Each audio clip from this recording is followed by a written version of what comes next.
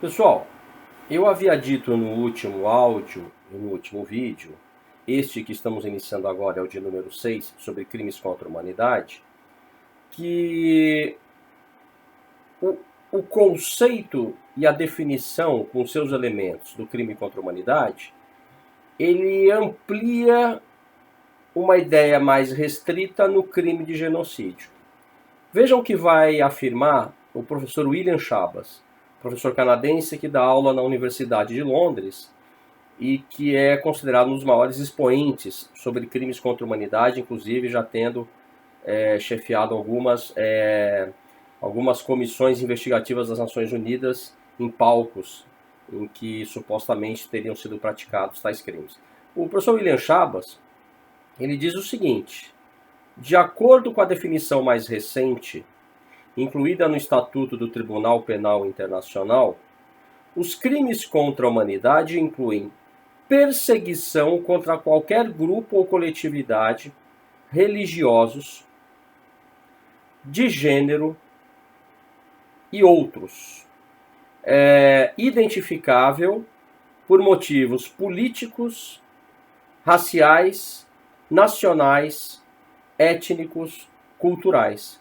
Vou repetir. O professor William Schabas coloca o elemento do crime contra a humanidade dentro de uma amplitude de possibilidades e exigências do ponto de vista do perfil da vítima.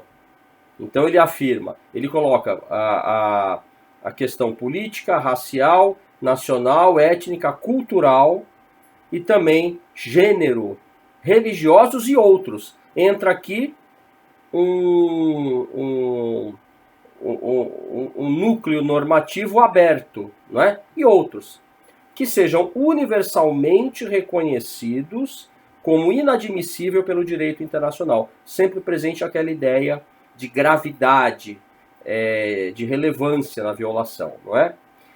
Tal abordagem contemporânea dos crimes contra a humanidade, aí é o principal que eu queria chamar a atenção, de Schabas.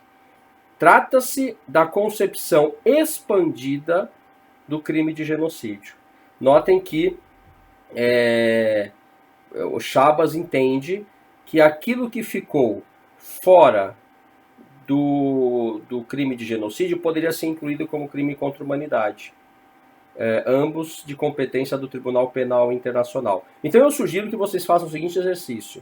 Comparem o artigo que trata do genocídio no Estatuto de Roma com esse artigo 7º.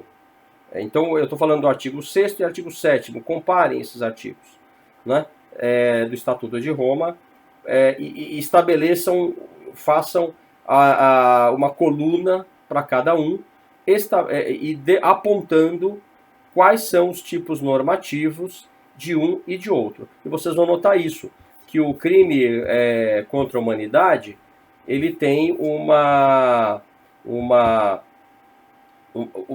campo mais amplo para enquadramento dos fatos. Então nós temos aqui um avanço doutrinário claro, não é? Chegamos até o Estatuto de Roma, passamos por Nuremberg, Tóquio, Ruanda, ex-Yugoslávia e o Estatuto de Roma. E as Nações Unidas? Como é que o sistema global protetivo dos direitos humanos vai tratar e disciplinar o crime contra a humanidade? E aqui eu já vou citar para vocês uma resolução muito importante nessa matéria, que é a resolução número 95 de 46, que eu já mencionei antes, quando falei do crime de genocídio, né? Ela acolhe os princípios do direito penal internacional e dos direitos humanos no plano internacional, que nascem e são consagrados em Nuremberg. E então, aí sim, a resolução que eu ia mencionar antes dessa, é editada a resolução 3074, 3074, da 28ª Assembleia, de 3 de dezembro de 1973. Esta resolução das Nações Unidas, 3074, ela não é do Conselho de Segurança, atenção, ela é da Assembleia Geral.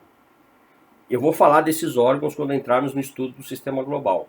As Nações Unidas, na sua organização em Nova York, principalmente, é composta pela Assembleia Geral, que reúne todos os países, o Conselho de Segurança, com seus cinco países membros permanentes, né? França, Reino Unido, China, Rússia e Estados Unidos. Além de um sistema rotativo com mais 12 países, que ficam a cada 2 anos, eles mudam. O Brasil, por exemplo, já fez parte. Temos, e o Conselho de Segurança hoje tem mais poder, não é? Na estrutura das Nações Unidas. Temos também o secretariado, e aí são os órgãos principais. E como órgão judiciário, a Corte Internacional de Justiça na cidade de Haia, na Holanda. Mas é a Assembleia Geral desses órgãos que aprova essa resolução 3074. E o que ela estabelece? Ela estabelece a imprescritibilidade do crime contra a humanidade. Abre aspas.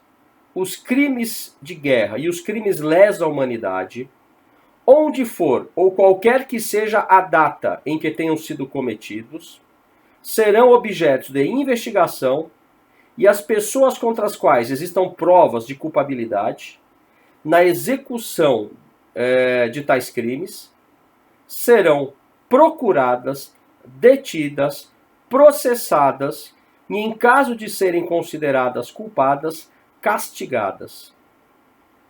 Fecha aspas. E prossegue a Resolução 3074. Abre aspas novamente.